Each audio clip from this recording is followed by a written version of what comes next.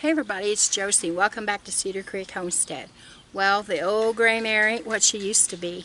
Yesterday was my birthday, June the 14th, and I turned 51.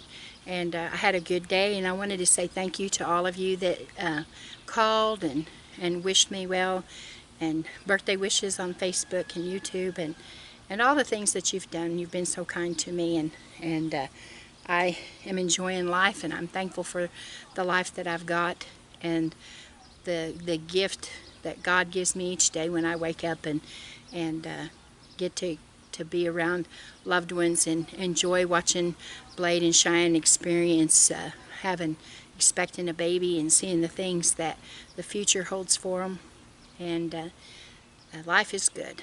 And I got to thinking about my granny and my grandpa, and they loved life. And when I was a young person, Howie and I first got married, we were really involved in the church. We always have been. And we had a big youth group of young college and young marrieds, and we would gather at my granny and grandpa's house, and we would play volleyball, and my granny and grandpa would be right out there in the big middle of everybody. And they enjoyed and they loved life.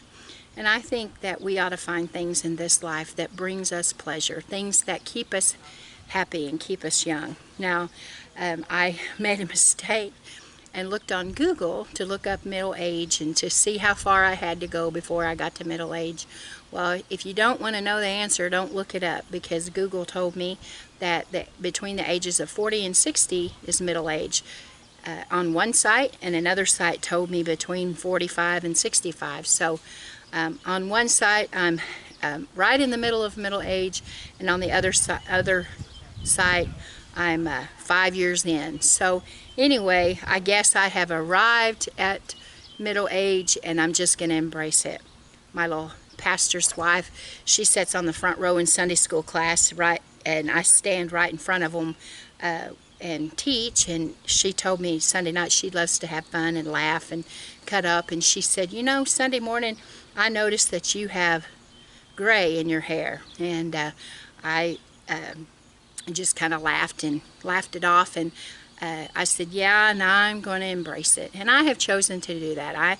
I'm embracing middle age, and I'm embracing getting to live this season of my life, and who knows what it's going to bring. You know, I've had lots of changes in the last year, and they haven't all been pleasant, but I'm going to be okay because I know the Lord, and I know that He has me. You know, we walk through life sometimes and we don't always see everything, but the Lord knows, and He leads us and He guides us if we'll allow Him to do that. And I'm thankful that He is in control of everything. You know, I have aches and pains that used to I didn't have, and I know a lot of you say, oh, you haven't faced anything yet, girl.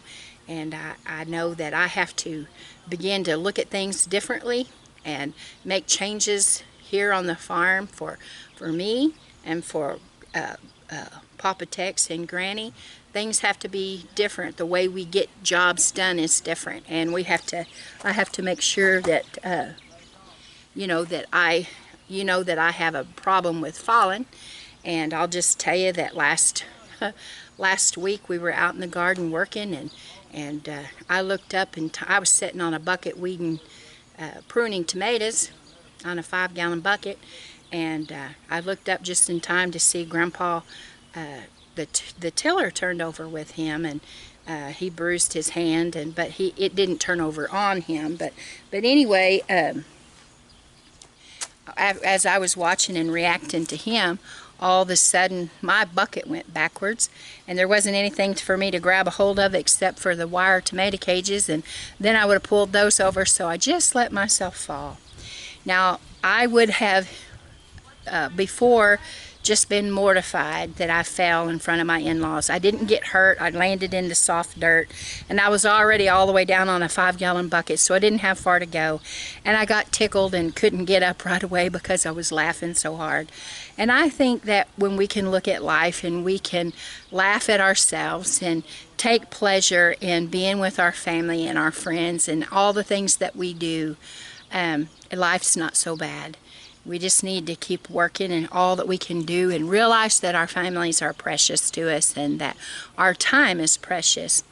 we need to think about what occupies our time and how much we put into social media and how much we are wasting, I feel like wasting, being out and just doing all manner of things and getting all caught up in all the cares of this world and not taking a breather and stepping back and enjoying, listen to little kids giggle, the birds singing in the morning, watching flowers grow and change from just being little seedlings all the way up to having their blooms on them. Life is good. And if you know the Lord and you have His peace and you have His joy welling up within you, well, it's even better. I know today, guys, that this message is this porch time. I'm actually standing out in Granny and Grandpa's front yard. That this porch time is short. I have family here, and they are helping me.